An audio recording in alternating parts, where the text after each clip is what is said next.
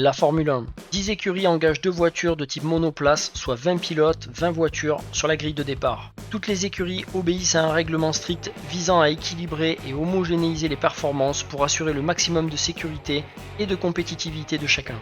Les courses, appelées Grand Prix, se déroulent sur un circuit homologué par la Fédération internationale de l'automobile et se composent d'une phase de qualification qui définit l'ordre de départ des voitures, puis de la course proprement dite. Le nombre de tours est défini par un nombre de kilomètres fixe à parcourir et une durée à ne pas dépasser. Le premier qui franchit la ligne d'arrivée est le vainqueur. Ce sport automobile est de tout temps vu comme une vitrine technologique et les solutions créées pour cette compétition se retrouvent souvent des années plus tard sur les voitures de série. Bonjour à toutes et à tous, c'est Flau et dans cette vidéo je vous explique la Formule 1 de façon simple. Andiamo!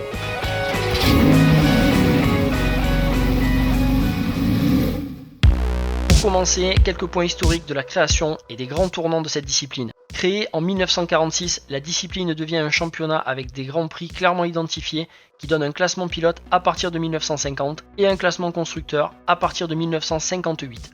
Le nombre de grands prix est passé d'une dizaine par saison dans les années 60 à 24 initialement prévus en 2023, Grand Prix de Chine annulé. Les moteurs des Formule 1 sont passés par de nombreuses phases, du 16 cylindres au 6 cylindres, à plat, en V, avec ou sans suralimentation, cylindrée limitée ou non. L'architecture V12, longtemps utilisée chez Ferrari, le moteur mythique V8 Ford Cosworth, et durant les années 80, c'est la folie des gros turbos avec des pressions dépassant les 4 bars et des puissances moteurs annoncées de 900 à 1000 chevaux. La légende dit même que BMW, qui battait les records de puissance à cette époque, sortait plus de 1400 chevaux, jamais mesuré par contre. Progressivement, le moteur V10 atmosphérique s'impose à partir des années 90 avant d'être obligatoire et réglementé en cylindrée de 3 litres à partir de 2001. Des blocs dont l'objectif était de diminuer la puissance pour plus de sécurité d'abord et plus d'écologie ensuite ont finalement passé par des puissances inférieures à 700 chevaux pour au fil des années remonter à plus de 900 chevaux. Réduction encore de la cylindrée puis du nombre de cylindres avec l'imposition du V8 2,4 litres qui fera les beaux jours de Renault.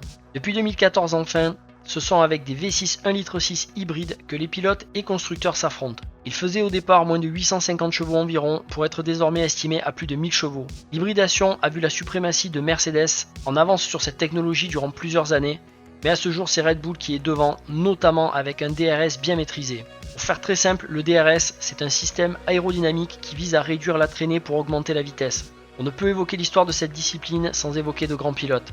Les plus titrés d'abord, Lewis Hamilton avec 103 victoires, Michael Schumacher 91 victoires, Sebastian Vettel 53 victoires, Alain Prost 51 victoires, Ayrton Senna 41 victoires, mais aussi des pilotes mythiques, Juan Manuel Fangio, Jim Clark, Jackie Stewart, Niki Lauda et la liste serait extrêmement longue. À ce jour désormais, voilà ce qu'il faut comprendre pour suivre un Grand Prix. Les courses tout d'abord et les règles de base. 23 Grands Prix sur cette saison 2023 répartis entre mars et novembre qui se déroulent dans de nombreux pays dont vous voyez la liste à l'écran. Un week-end de course dure généralement 3 jours voire 4 et s'effectue en parc fermé, c'est-à-dire avec un soutien limité pour chaque écurie, aucun retour en usine ou pièces venant de l'extérieur ne sont autorisées sous peine de pénalité. Pour mettre en place la grille de départ qui est effectuée en 2 colonnes et en quinconce, on organise des séances de qualification. Avant la course, en général 2 jours avant, on retrouve 1 à 2 séances d'essais libres pour que chaque écurie effectue des tests et des réglages. Et ensuite 3 séances de qualification appelées Q1, Q2 et Q3 où l'objectif est de faire le meilleur temps sur un tour. La Q1 se déroule avec les 20 pilotes sur 18 minutes, les 5 plus lents sont placés en fond de grille. La Q2 avec les 15 pilotes restants sur 15 minutes. Les 5 plus lents sont sur la grille de la 11e à la 15e place. Et enfin la Q3 avec les 10 pilotes restants qui ont 12 minutes pour prendre la pole position et être placés sur la grille de la première à la 10e place. Une nouvelle course dans la course fait désormais son apparition. Ce sont les courses sprint nouvellement arrivées en 2021. Cette épreuve n'est pas systématique puisque cette saison il y en aura sur 6 Grands Prix. Dès lors que cette course sprint est mise en place, elle fait sauter une séance d'essai libre. Ce sprint se déroule la veille du Grand Prix avec le matin une qualification propre à cette course sprint et l'après-midi la course sprint d'une durée de 100 km, soit un tiers du Grand Prix. Cette course donne également des points allant de 8 pour le vainqueur, 7 pour le second et ce jusqu'à 1 point pour le 8e.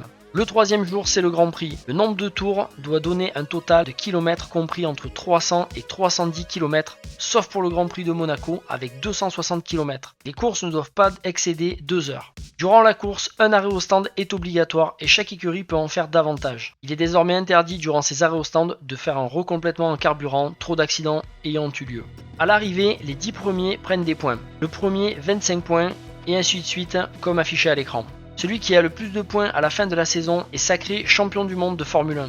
Un point peut être attribué à chaque Grand Prix au pilote faisant le tour le plus rapide en course, dans la mesure où il termine dans les 10 premiers. Pour le classement des constructeurs, le classement est établi par la somme des points remportés par les 2 pilotes de l'écurie. À la fin de la saison, l'écurie qui a le plus de points est sacrée champion du monde constructeur de Formule 1. Le non-respect des règles de course telles que la limite de vitesse dans les stands, ne pas s'appuyer délibérément sur un concurrent, ne pas couper les limites de la piste, etc. sont sanctionnés par les commissaires de la FIA, soit par des avertissements, soit par des pénalités, 2 points ou de position sur la grille de départ, des retenues de temps dans les stands, etc.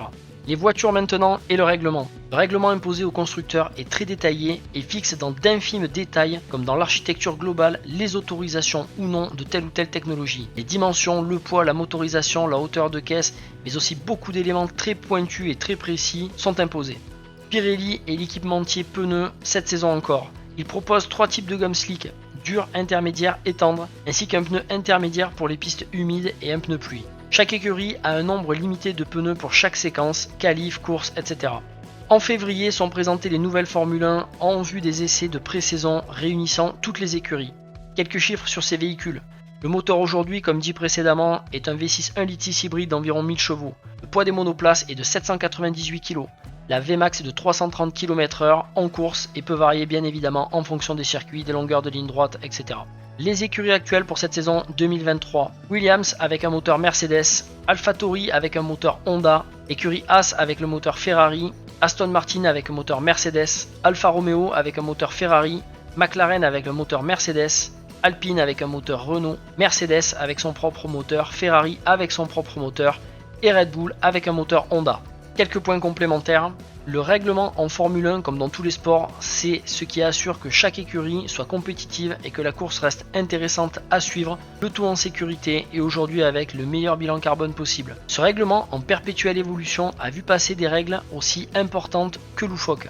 Dans celles qui ont été très importantes, je peux citer la suppression des arrêts au stand pour remettre du carburant, les incidents de pompes mal branchées qui voyaient le carburant s'échapper et s'enflammer étant trop fréquents et très lourds de conséquences. Dans la catégorie loufoque, en 2005, l'interdiction de changer les pneus pour couper l'hégémonie de Ferrari, 6 fois consécutif champion constructeur, il en découla de nombreux problèmes de sécurité. A ce jour et en conclusion, je peux vous dire que la Formule 1, qui pendant de longues années a été considérée comme trop linéaire, est restée malgré tout le sommet du sport auto par les performances atteintes, les solutions technologiques apportées et l'engouement suscité de par le monde. Les pilotes de Formule 1 sont considérés comme les meilleurs de la planète et les sommes d'argent engagées sont folles. Si cette présentation simple de la Formule 1 vous a plu, merci de liker, commenter et partager la vidéo. Et pour ne rien rater des nouvelles vidéos à venir, abonnez-vous et activez la clochette, c'est vraiment la bonne action qui m'aide. Dans cette playlist, vous retrouverez la présentation d'autres disciplines de sport auto et moto. Bonne visite de la chaîne, grazie mille et arrivederci.